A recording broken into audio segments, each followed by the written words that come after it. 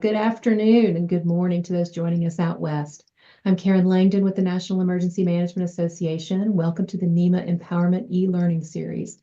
Before we get started, I wanted to send our thoughts and sympathies to those struggling in LA.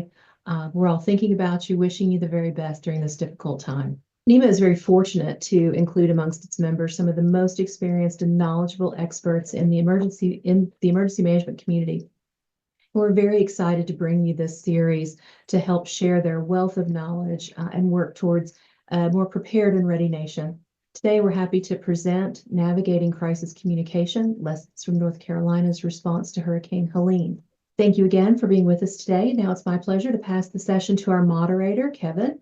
Welcome, Kevin. The floor is yours. Hello, everybody. Hello to all of you who are on the call today with all of us. My name is Kevin Sir, and I'm the Public Information Officer with the Illinois Emergency Management Agency and Office of Homeland Security. Today, I will serve as just as the moderator for the conversation with our two most outstanding colleagues today from North Carolina.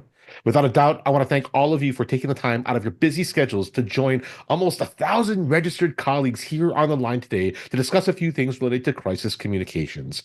I'd also want to start off and maybe talk a little bit to our panelists here. So first off, I'd like to introduce the Senior External Affairs Specialist with the North Carolina Department of Emergency Management, Brian Haines. Brian? Thanks, Kevin.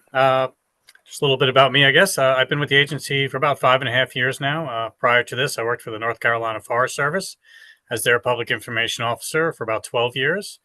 I guess in these roles, I've worked a lot of incidents, both in state and across the nation, honestly.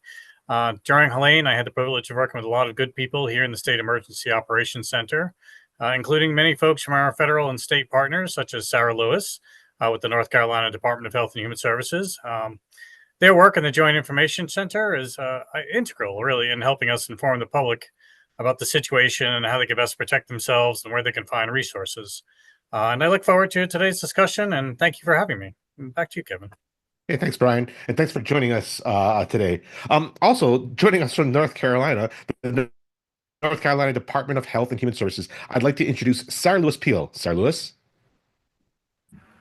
Thanks, Kevin and Brian. Yeah, a little bit about me. I started with the North Carolina Department of Health and Human Services about 6 or 7 years ago now. In my time there, I have been a communications manager for public health, for child welfare services, and for behavioral health.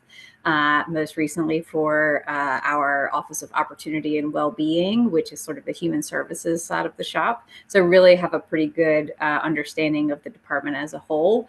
In terms of my crisis response experience, I was in the JIC, as Brian said, for Helene, and previously served as lead PIO for the state COVID response for the North Carolina Department of Health and Human Services. So happy to be here and talk about some of the things we learned together between EM and DHHS during the hurricane.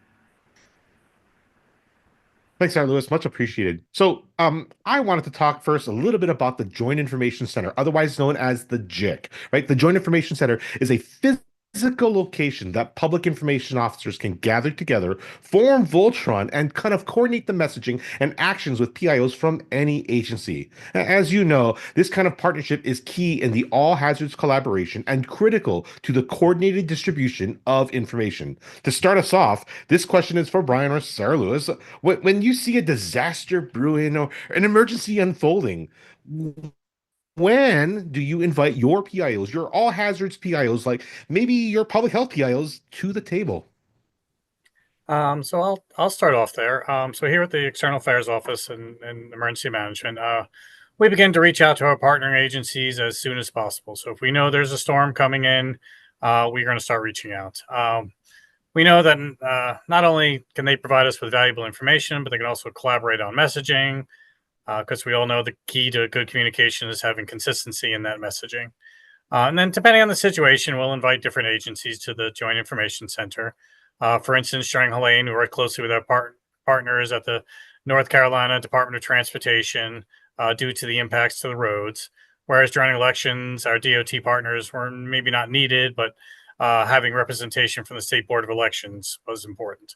In most events, especially those where there is a potential for massive health impacts or fatalities, we feel it's important to have our partners with the Department of Health and Human Services in the Joint Information Center, as their input is invaluable when it comes to messaging about health-related issues, whether that's boil water advisories, sewage water, leaching into floodwaters, or sadly casualties. Having them in the room is extremely helpful for a variety of situations. Yeah, there's so many components to it. Sarah, anything to add? Yeah, Kevin, the only thing I would add to that is, especially from our experience during COVID, but also in other hurricanes that we've handled together, DHHS plays a lot of different roles in the Emergency Operations Center, not just in the JIC. And we really try to make it so that our communications team is at least looped in on what's going on in the EOC if we have anyone from DHHS in the building, be they helping with hospitals or human services or some other function. And then obviously whenever we get the call, we have about 3 people who have experience with the JIC from DHHS. And typically we try to get on a rotation where we have a consistent presence from the same person for at least a week at the time, depending on how long the response is, just to make sure that we're consistently representing the department as a whole and not just our function in comms. Got it. That consistency is always a good thing. That's really interesting to hear on all the side. In hearing both talk a little bit about the collaboration and coordination, I'm kind of curious to know in the chat box for all of our attendees, yes or no, how many of you out there regularly invite your PIOs, your public health PIO partners to the JIC? Yes or no? In the chat box, let me know in the chat box if you regularly invite your public health partners and public health PIOs to the Joint Information Center. Yes or no in the chat box. By the way, if you are on a mobile device or a tablet, tap the bottom button that says chat. While we're waiting to see the responses in the chat box, let's go back to SarahLewis. SarahLewis, there was some significant challenges during this disaster. Like, I don't know, misinformation. Can you talk about some of the rumors that popped up during the response side? Sure, Kevin. So definitely misinformation was one of the biggest challenges we faced from a PIO perspective during this storm. I thought, especially during the initial days and weeks of the COVID-19 pandemic, that we had really battled misinformation before, and really was shocked by what we saw with Hurricane Helene, because it wasn't just that it was misinformation, it was very insidious misinformation intended to sensationalize and almost like cinematize the storm and really dehumanize most, in particularly, those who lost their lives to the storm. One, that sticks out as an example is we kept having to address the question of not having enough body bags, which is not an innocent rumor. That is very clearly trying to channel both a lack of resources and a sense of chaos and a sense of mass casualty in a way that is not respectful to the people who are actually experiencing the disaster. And that was something that we really had to address because, of course, as I'm sure most of the people on this call have experienced, when we're dealing with something in that real time, we first had to confirm that there wasn't a shortage of body bags in Western North Carolina before we could definitively say that that was a rumor. And I will say that being in the room with Brian and EM at the JIC was what allowed us to most quickly chase down the truth behind those rumors and to be able to more quickly respond and try to get ahead of that misinformation as it went out. But it really was and continues to be a big struggle as we respond to the storm. Love to see that collaboration and coordination right out the gate. And it's so hard. There's so much information that flies around a disaster all the time. I mean, it gets to be pretty challenging. Hey, Brian, did you folks see any emergency management, or at least from the EM side, did emergency management see any false information, any ridiculous rumors that popped up? Oh, yeah. So when I was looking at a recent report and that we generated to look into disinformation, and we found somewhere in the neighborhood of 5.5 million unique misdisinformation mentions about topics discussing North Carolina, Hurricane Helene, and related information on everything from supply distribution to rescue operations, FEMA, disaster relief, water, and in general, the government's response. And so some common themes included funding from FEMA being diverted to assist undocumented immigrants instead of storm victims, and donations being confiscated. That was a big one for a minute. One of the more interesting ones was that the government can control the weather, and so it created Hurricane Helene essentially weaponizing it so they can do a land grab. This was echoed by many that accused the government of trying to take the land, in particular in Chimney Rock, so that they could mine lithium. And then, of course, there was, as SarahLewis mentioned, the body bags, hidden morgue trailers with bodies in them, and just some really horrible things. And then, thankfully, we had our partners there to kind of help us dispel all of these rumors and to work through that disinformation. And that, what I like to call the disinformation monster, that continues today. We still are battling that every day here in North Carolina. Yeah, I feel like there's no shortage of misinformation that's out there, despite what disaster you're on and what's going on, whether it's a weather machine, incorrect information, all that kind of stuff. It's upon our onus to kind of bring that back to normal and kind of share good information. It's pretty challenging. And then we're also seeing the same things over and over again, right? Kind of like the whole sharks in the subway kind of thing that we regularly see, and I think sharks in the highway, I think, are as another variation of sorts. I guess that's how you made it in a disaster. Like once we start to see that type of information roll into it, we realize that this is starting to get a little bit out of control. So yeah, there's been a lot of misinformations. But I knew rumors were out there, but this is kind of like a tinfoil hat kind of thing. One of the best ways to fight misinformation is to have a website dedicated to rumor control. Did you folks in North Carolina set up one to help curb the onslaught of silliness of the rumors? Yeah, early on, we recognized that we needed to get some information that was factual out there as best we could. And so we started looking for trends in all of this disinformation because we couldn't take on each individual social media post. It would be just too much. And so we started building a web page we called Ground Truth, and that's the Facts of Helene response. And that included FAQs, fact versus rumor messaging. We also created a number of video messages related to different topics. There were also some creative solutions that happened, which included working on messaging with groups known as here in North Carolina as a Volunteer Organizations Active in Disaster. So we did a video with them, and we did a video with the United Way surrounding donations and that kind of thing. And so we started having to think of some out of the box solutions to some of these problems. SarahLewis? Yeah, I would also add that we worked really closely with a lot of our very trusted media partners in North Carolina to help to dispel a lot of those rumors. It took a while to get them on board and convince them that the things that we were combating as rumors were actually rumors. But we really took an approach of like, look, we're happy to have an offline conversation with you and try to explain where we think the impetus of these rumors is coming from and what is driving them. And then we invite you to contact all of our local partners to follow up. We invite you to come to Western North Carolina where it's safe and a possibility for you to do so and observe for yourself that there is not a lack of body bags and there are not bodies all over the place. We had one town in particular, Swannanoa, that continued to say that there were thousands and thousands of bodies. There are barely even thousands and thousands of people who live in Swannanoa. So, once we actually got our reporters talking to the right people, talking to funeral home directors, talking to local EM, talking to local DSSs, and realizing that there was just no truth behind these many rumors, we started to see headlines like, here's why none of this is a fact and why none of this can be proven and why there's no evidence to show that these rumors are true.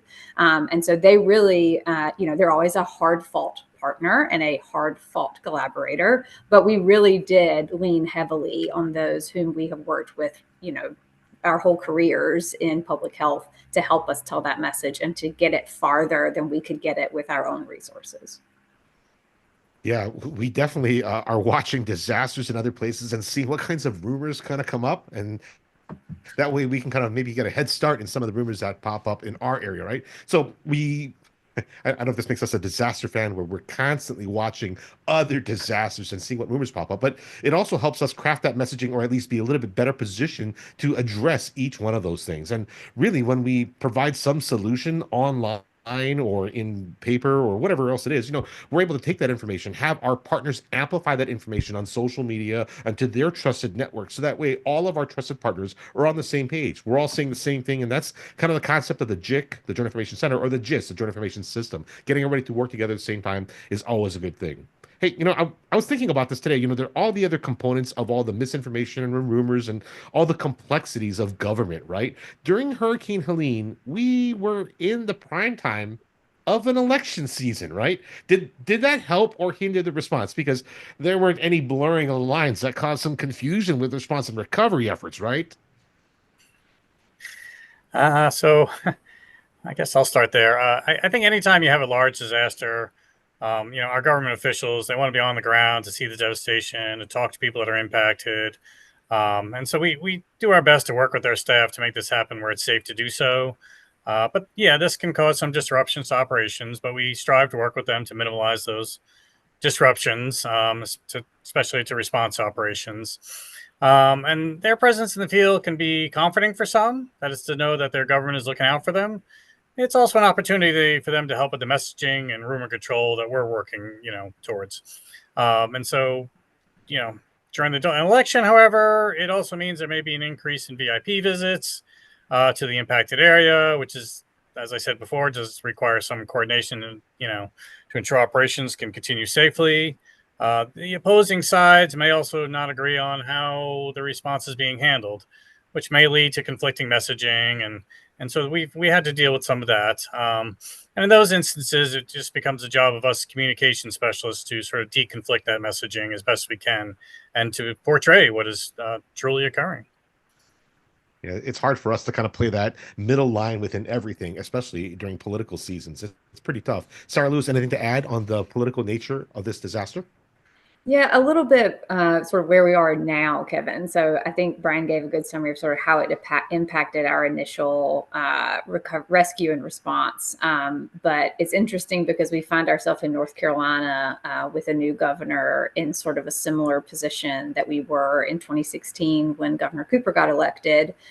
Which was we were moving from immediate response and recovery into long-term recovery for Hurricanes Matthew and Dorian. And so having new leadership come into place during that critical moment of needing more resources needed to sustain long-term recovery, needing to rebuild, can be a little bit of a difficult transition. So, for example, for us in the Department of Health and Human Services, for the first time, we have a new secretary who's coming in sort of in the heat of us doing this Western North Carolina response. And so I think that it's really on us as the people who have been here and have been a part of these responses to reinforce to our new leadership. For us, for example, our new Secretary Sang Bai has never been a part of a state emergency response before, not as a member of a state agency. And so I feel like the onus is really on us to show and demonstrate to him why it's so pivotal that the Department of Health and Human Services be involved in an emergency response. Obviously, the need for the Department of Health and Human Services to be engaged in the immediate Helene response should be obvious. But I think when it comes time, when we get that call for people to activate to the EOC and to the JIC, we're going to need to make sure that ahead of time, he knows the value of that, why we need to be there, and the value not only to the state, but to our department to be really integrally involved in the EOC when we need resources to respond in the same way that EM does. Yeah, for sure. These elected officials sometimes are relatively new, or maybe they've been around for a while and it's not really top of mind. Disasters isn't a fun topic to have on the daily. Well, while we kind of all of us eat that every single day, maybe the elected officials, that's not top of mind, right? And to spin them up pretty quickly on disaster response and recovery is not an easy task, especially when there's so much emotion, so much feeling, so much stuff going on. It's hard. And I don't know if any of them take ICS 300, 400, the baseline courses for disaster response. And I'm pretty sure the Stafford Act is not the big old stack of papers on their desks that they can review and kind of recap a little bit. So it's upon our onus as leaders, as PIOs, as all the liaisoning that we are doing to make sure that everybody's up on pace. So yeah, it is pretty difficult on that side. Hey, folks, I just want to remind everybody on the line today that the chat box is open for your questions, that if you have one for our panelists today, so if you have a question in the chat box. So with so many on the line today, we are unable to open up the phone lines. However, if you have a question for our esteemed panelists, please type your questions in the chat box. We'll address them at the very end.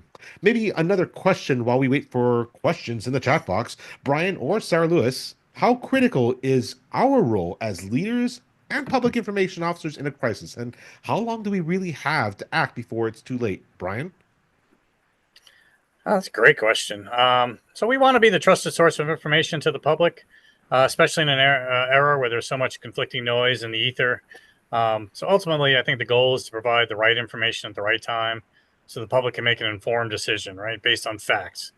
Unfortunately, the unpredictability of some events makes that challenging, but we do our best to prioritize that information we have at the moment and develop relevant information to push out to the public. Conversely, we have to bring information that comes into the Joint Information Center and share that internally as well with leadership. For instance, a rumor that may have some basis in fact. And so we want to vet our response with subject matter experts to ensure that we're providing the best possible response. I think those are probably the key areas there.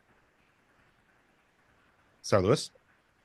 Yeah, I agree. I think that in terms of our ability to be leaders and to have a sustained response also relies really heavily on who we are in terms of a response. I mean, we at the state definitely do our best to be the voice of the response, and we include a lot of different voices, including our National Guard partners, all of our different state agencies, our Office of the Governor. But if we aren't aligned with our local partners and with the people who are actually on the ground, I feel like it's really easy for people to exploit those cracks in the system. And so I think that the work that we do in Blue Sky Days to actually prepare and have everyone know that they can rely on us as a trusted voice and know how to reach us and feel like they're included in the conversation, even when they are not the subject of the conversation, it really goes very far in ensuring that we have that tight one voice response when something actually happens. Because we did find, particularly for Helene, that because we were so cut off initially from being able to receive official information, a lot of our local partners really were the initial people who had anything to share because they were the only ones who knew what was going on. And I think that, it's a good opportunity for us to reassess our relationships with our local partners and how we engage with them before and after storms to ensure that when something like that happens, we are all speaking from the same handbook. Absolutely. 100% for sure on Blue Sky Days. And as government officials, as public affairs, as leaders of organizations, we are very visible. I don't know if the folks on the line believe this, but whether you like it or not, people are looking to you as subject matter experts, as leaders in your community. It's not only during disasters, but it's every single day. So your visibility, your prominence within that community is super important.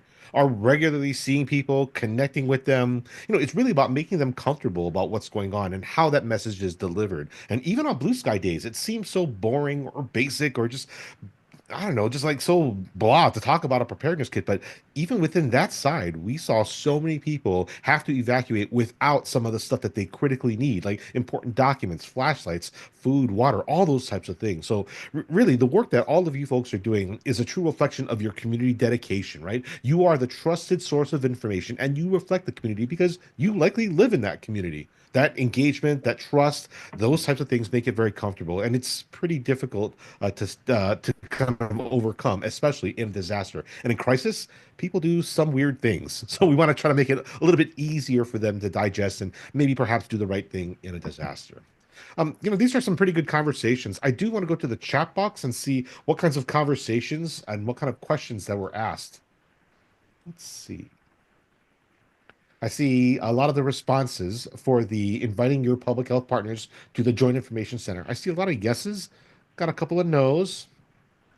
I got a absolutely, pretty cool. Great to see everybody inviting their partners to the table. Hopefully you have at least some donuts to bring them on by for a little snackaroo. All right. I gained 5 pounds during Helene. There was so many snacks in this building. I feel like that is a common kind of thing where people eat pretty well during a disaster.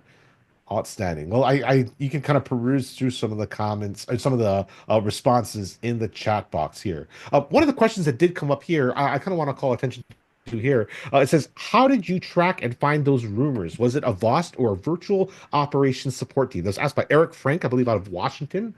So how did you track and find those rumors? Through a virtual operations support team or a VOST? Brian or SarahLewis? So here in the JIC, we had somebody dedicated to just looking at social media and kind of researching anything they could find. We also gotten our Homeland Security section. We had a couple analysts who worked with us and to look for different things, essentially just trying to find trends for us along those lines. And then, the media was very helpful because they would call and say, hey, I heard this rumor, or I read this rumor on X, or wherever they may have found it. And we would go, oh, okay, well, we better look into that and see what the story is with that. And so I think, it kind of came in through multiple avenues. Then you'd get citizens who would call and say, oh, I read this here, there, or wherever on social media. And most of it was on social media. I think I read a report today. We ran an analysis of we have sort of a daily analysis of a disinformation report that we do here based on a number of different phrases, but it was like 83% was on X, right? And I'm not saying X is not a valuable tool for us to get information out, but it's also a place where a lot of information comes in that's disinformation. So Yeah, it's pretty tough. In all these social media platforms that are out there, there's a bunch of them out there, and there's no one reigning king anymore or one reigning predominant social media platform. I think X at its peak was around 330 million active users. However, that number has since waned, and there's so many other platforms, so many other ways for delivery, especially on social media, that it gets to be difficult and also difficult to track, especially in real time. For the health department, I'm sure has seen a little bit of this during the COVID ordeal, which probably made it a little easier to parlay in. Is that correct, SarahLewis? It did. I will also add one of our best sources to get a head start on misinformation during COVID, and who we also relied on during Hurricane Helene, were our local partners again. So anytime we had an opportunity to speak with our local health departments, our local DSSs, our local EM partners, local elected officials, one of the questions that we try to always keep is sort of, what are you hearing in terms of misinformation? What questions are you getting? And then share back what we were hearing, so that, in the hopes that we could get an early heads up to try to get ahead of some misinformation, and equally try to let them know what questions could be coming to them that we were hearing from other counties, as the same rumors seem to sort of just move around different areas of Western North Carolina. And a lot of times they were hearing things more quickly than we were on a local level that would eventually get to us as some version of the same question. And equally, especially during COVID-19, we were hearing things that never really made it to the local level, but it gave them a sense of how we were preparing for and responding to media, external affairs, et cetera, questions, to just sort of let them know what our approach was to the response, but also the types of information that they could pull from if they needed something from a communications or announcement perspective. Yeah, it's weird that we all have had a little experience with COVID-19 and all that mess for the past couple of years to kind of help us prepare for this past couple of years worth of pretty severe weather. The rumors definitely modulate. Like we talked a little bit about the sharks in the subway, and I'm sure next week it'll be like a whale on the side street or some sorts, all the different things. So the slight variations make it a little bit more challenging. And, when we address these rumors online, one of the questions that came up in the chat box is, hey, how do we respond to these things? And how quick do we need to respond? Do we take an hour? Is it a next day? Is it on the blog? Like, is there a time frame or a threshold that you folks in North Carolina had to address the plausibly incorrect or definitely misinformation kind of stuff that's online? Was there a time frame?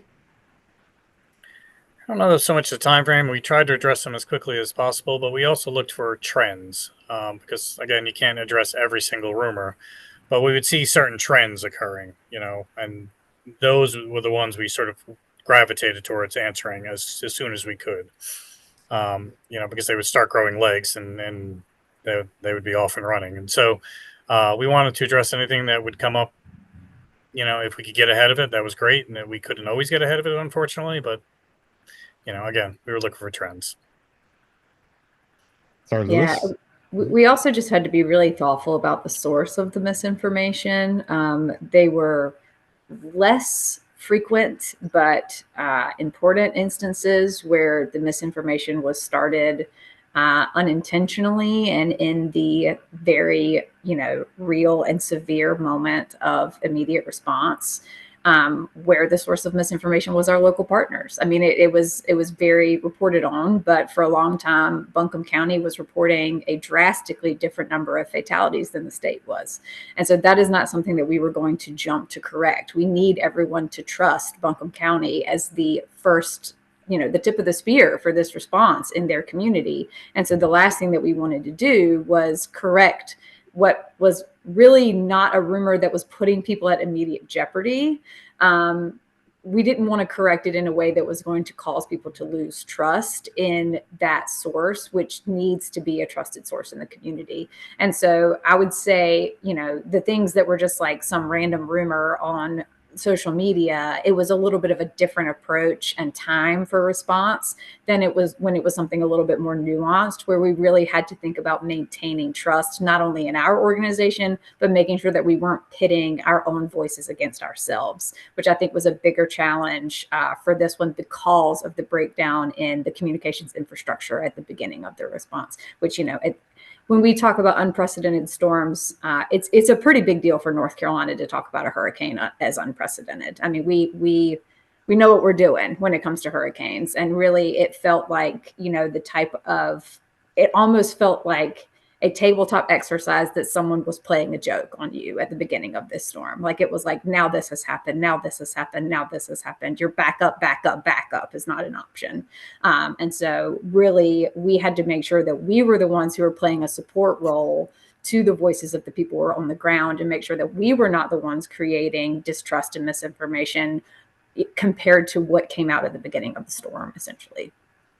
Yeah, I think all of us have been in those disasters where we are just waiting for that index or end of exercise, and it would never come. And you're, oh gosh, oh goodness, let's get this done. So it's a very interesting concept on the location, the hurricane, and this was not, I'm sure, not on anybody's bingo card for last year. So definitely a challenging situation. When we talk about challenging situations across the way and anywhere across the U.S. has the same challenge as well, right? We talk a little bit about our communities that we serve and then the ones that we want to address for the disaster. We talk about other languages. In Illinois, we have a bunch of different languages, a bunch of different cultures and communities. In North Carolina, how did you folks address the communities that not only spoke English, Spanish, Polish, all the different languages? How did you folks address that within your communities for other languages? So primarily, it's English and Spanish here as the two major languages that we address. For instance, during all of our media briefings with the governor and all those, we actually do a live Spanish interpretation during those briefings. If we have needs for printed material, we have translators within the department that we can use for Spanish. But if we need to go beyond that, and we have done this in the past, for instance, at one point, and I know we were looking at it for this particular disaster, but in communications with the locals, they didn't think it was needed. But in the past, we've actually translated things for Ukrainians who have come to North Carolina to live, who spoke and wrote mostly in Russian. And so we would translate things through them. And we use FEMA translators for that. FEMA has a whole swath of people they can use. And if you're in a federally declared event, you can go ahead and reach out to FEMA and say, hey, I need A, B, or C, and I need this translated into whatever language. And they will work to do that for you. Yeah, Awesome, and then SarahLewis. on the DHHS side, in addition to our Spanish language interpreters, we also have ASL for all of our briefings. And in addition to that, our division of deaf and hard of hearing and our division of services for the blind are always making sure that there are resources available on social media for the people and local agencies and populations that they traditionally serve. We also found during COVID a pretty significant gap in resources for people with developmental disabilities or learning delays for materials that were written in an accessible way for them, be they in any language, but including English. And so we also work closely with our Council for Developmental Disabilities to ensure that we have resources with a lot of pictures, with a lot of single or two syllable words, to make sure that those communities, especially for long-term recovery, understand what resources are available to them and how to access them as well. That's a good point. When we talk about not only foreign languages, but also access and functional needs challenges everywhere, and it's not very apparent once you get into the community. You really got to dig down deep and talk to the community leaders, and maybe some of the elected officials know how challenging that is.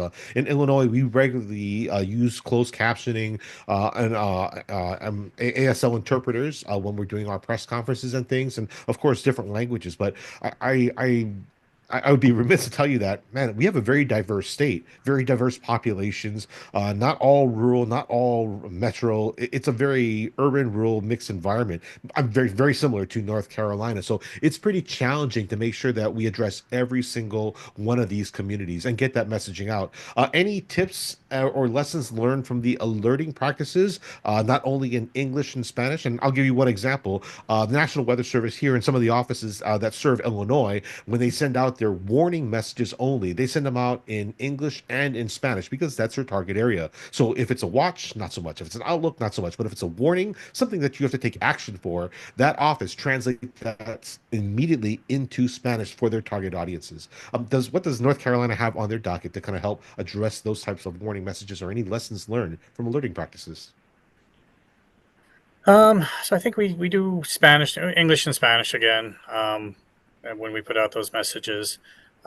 In Helene, to be honest with you, everything kind of went sideways quickly there. I mean, we put out messaging ahead of time. It's usually done on a local level. They are the first ones to do the alerting. But because they lost power, communication, cell towers, all of that stuff went down. So once it went down, and it went down quickly, messaging in that regard was not necessarily working the way it needed to. And so it became kind of old school communications, just getting out and trying to talk to people. So we have, emergency responders, just kind of going around and doing old fashioned trap line as you would do on a wildfire. Yeah, it's pretty difficult, especially when you have no cell communications and no power. You're back to your like large sessions or a city hall or town hall meetings kind of stuff out in the field. It's pretty challenging. I've been stuck in those situations before, and it is very challenging because a lot of people have questions to come up, and a lot of them just may not know, or disasters may not be at the top of their list as well. So these are all things to consider on that side. SarahLewis, anything else to add? The only thing I'll add is that really, as soon as we were able to start getting any level of communications into Western North Carolina, we really prioritized making sure that they were available in English and Spanish, but also to make sure that they were short enough that if someone could only get a quick message out, it was accessible. We also found, at least for DHHS, and I think we talked about this a little bit in the JIC as well, we had some people, once they got connection, they were able to receive information, but nothing with a lot of pictures, nothing with video, nothing with sound. Like, you could get them an email with text.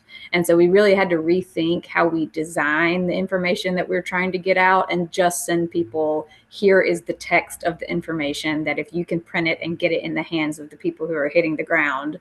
We tried to really create just little pieces of white paper with black print that was, here's where you can go to get food and water. Here is where the nearest shelter is to you. Here is where you can call 988 if you're in crisis. Those sort of messages that were the quickest and most readily at call 211, the things that we knew could help people in English or Spanish if we could just get them to the right place. And so we really had to think critically about our normal, like, oh, we'll put it on the letterhead and we'll make sure that it has pictures for accessibility. Like, no, it was just get it out so that we have the right words in the people's hands who might be able to get it to the right places. That's a great tactic to provide that in hand, so that way, as folks and teams are going door to door, they're able to hand them out as needed. And if they're going to a community that primarily speaks Spanish, they can change it up and provide the Spanish people. It's definitely important to have that kind of information fairly on the regular, and of course, have it ready to go in a heartbeat. So these are the kind of things that takes a lot of planning and I think a little bit more communications for those PIOs. Speaking of communications with PIOs, there was a question in the chat box a little bit about how you address the misinformation specifically with PIOs. Did you folks in North Carolina host a daily call specifically to address misinformation or a daily JIC call? Like, what was your battle rhythm on that side to help other PIOs kind of get within the same line and fall within the same step as all of you folks there in the JIC? I will confess that was a challenge for us early on because one, communications were down, and two, and this is a lesson learned, we didn't have a great handle on who all of the PIOs out in that part of the state were, to be honest. And so somebody just took on that task of figuring out who they were and getting them into a group place. And at first we worked with FEMA, and we got I think it was an Adobe Connect room, but that was problematic. And so then we switched to Teams, I think it was, and eventually we ended up on a bridge platform. But yeah, we would try to hold calls with them as often as we could. I think it was 11:30 every morning, just to find out what they had going on the ground. And then, how could we assist them with messaging or whatever else that they needed. And so that was a daily thing. But yeah, it was a little of a challenge to get that up and running. Yeah, our last disaster here in Illinois, we held daily calls with the PIOs, and for a while I thought, oh, maybe we don't need to do this every day. But every day, everyone seemed to open up a little bit more. And fortunately, we did not lose comms. But there was be some days where we had a ton of people on the call. Some days it'd be a lighter load. Just being able to share that information and have that conversation openly with everybody, I think was pretty beneficial. So sharing of those experiences across the way, no matter if it has to do with individual assistance, disaster response, recovery, even mitigation measures. I think all those things are pretty important for us to talk about as communicators and letting the public know what's exactly going on. I'm kind of curious to know, within these JIC meetings, either Brian or SarahLewis, did the Fusion Center play any part in contributing to your social media efforts? Did they contribute any kind of fines that they had or any kind of egregious information? Did they share that with you folks? So we did have our analysts who were working here within the building, the State Emergency Operations Center. And so we would communicate with them on a regular basis, and they would bring down anything that they would find out there on the web. Their background is mostly for law enforcement purposes, and so they have access to areas of the web that I don't want, to be honest with you. And so they, they were able to kind of look on that back end of sort of the dark area of the web and look and see what sort of things were trending and give us a heads up that, this may hit mainstream social media soon, which enabled us to start crafting that messaging and start working on that rumor control from that point. Yeah, there's no shortage of social media sites out there. I'm sure the ones that we are openly knowing of, and then there's probably about 3 or 4 that pop up every single hour, every single day that we are not even aware of or have visibility on. SarahLewis, from your standpoint, would that have helped you address some of the rumors? And maybe if you knew about some of these social media platforms or were on some of these social media platforms, were you able to find a way to address that a little bit quicker? Really, Kevin, I do think that knowing the rumors as they were happening as quickly as possible is certainly helpful. But really, even by the time the people who are actively looking for these rumors came across them, they were already so shared and so viewed and so liked that it was hard to pull it back at that point. I, interestingly was reading an article yesterday about the LA fires that talked about body bags. So I almost feel like this is an opportunity for us to, instead of trying to look at the misinformation that begins with a unique event, start looking at the ones that come every event. Like, what are the ones that we should anticipate? To your point, sharks on the highway. Like, what is it that we need to be anticipating? What questions did we get in Helene that Florida will get in the very next hurricane that they had? What rumors did we have in, COVID that reared their head in some different but obvious way in terms of Helene, especially the questions and rumors that are clearly intended to break down infrastructure, create schisms in between trusted voices, and exploit any sort of cracks between agencies. I think that we are to the point now where there should be, and maybe there is, and I'm just ignorant of it, some way to have some at least trends to know what to look for. Like, you're going to get fatality rumors, and here are some examples of what they will be. You're going to get lack of resources rumors, and here are examples of what they're going to be. You're going to get, this person did this versus this person said that types of rumors, and this is what they're going to be. Like, they seem to be consistent enough that it feels like that's the type of thing, rather than just saying prepare for misinformation. It feels like we're at the stage where we should be able to say specifically the types of questions that we're going to get, because there do seem to be consistencies across events. Yeah, and there's definitely a tough way to address that, because the folks that may be on the fence about the rumors or the misinformation, if you provide them the good information and maybe some common sense, they're able to be turned in the right direction and obviously digest that information. However, the hardcore folks that may not believe no matter what you say, no matter what you show them, no matter what science and data and things that you show them, are unwilling to change on that side. So I think there are some challenges on that side. I do appreciate when something comes up online on our websites and a bunch of our follower base kind of injects themselves and parlays that errant comment and provides the right information over and over and over again. We just kind of stand back and kind of monitor the exchange and feel very proud that we've had some pretty good interaction with our folks and provide that information. It's always good to have that strong follower base of folks that kind of can help contribute the right information and maybe hear it from a second or third or 40 other people that really have the right information. So these are all pretty big things. I'm curious to know, either from Brian or SarahLewis, did you folks exercise the JIC, or did you folks have full-scale exercises where you exercise the ESF 15 or emergency support function, external affairs function, with all of your partners before a disaster like this? Yeah, we do a statewide exercise every year, and it's different scenarios. Typically, it's a hurricane. I have to admit, though, I think at some point we need to start maybe pulling in a little bit more of that disinformation into that practice, just to see what that'll look like, and come up with some ideas on how to combat that.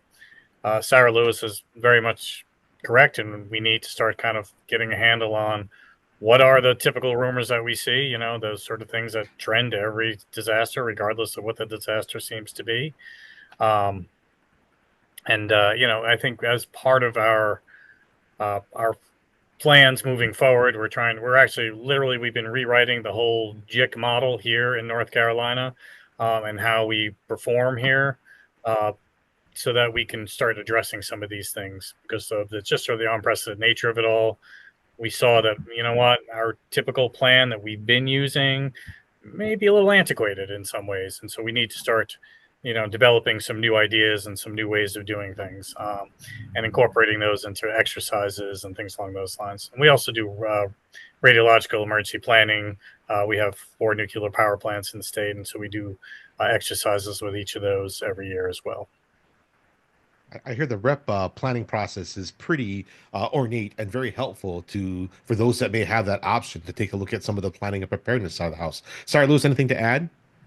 I'll just say that's how I came into learning about the JIC and learning how to do this response. I had started at DHHS. I think it was like my second week. We did a tabletop exercise about anthrax, and then we did hurricane flash tabletop with the JIC, and then we did DHHS and PHPNR did an Ebola transportation, like getting someone from North Carolina to Atlanta.